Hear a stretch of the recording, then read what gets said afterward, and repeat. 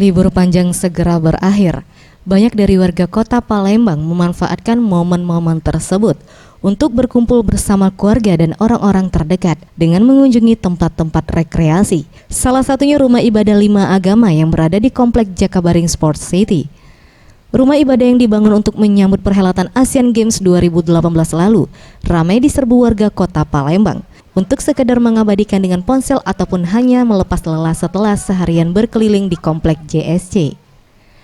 Vera, warga Skip ini, sengaja berkunjung ke rumah ibadah ini lantaran penasaran dengan pura yang dibangun layaknya seperti berada di Bali. Oh, penasaran baik, katanya di sini banyak venue-nya yang bagus-bagus. Terus ini kan ada kampung Bali ya, Po. Nah, kami tuh penasaran baik, pengen sini sekali ngajak nenek, ngajak anak-anak, ngajak ponaan.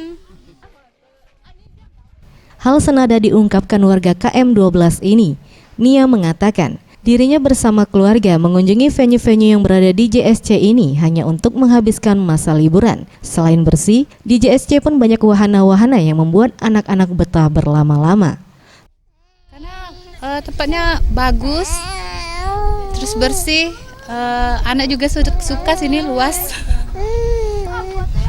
Kayaknya unik ya, berbagai macam rumah ibadah di sini.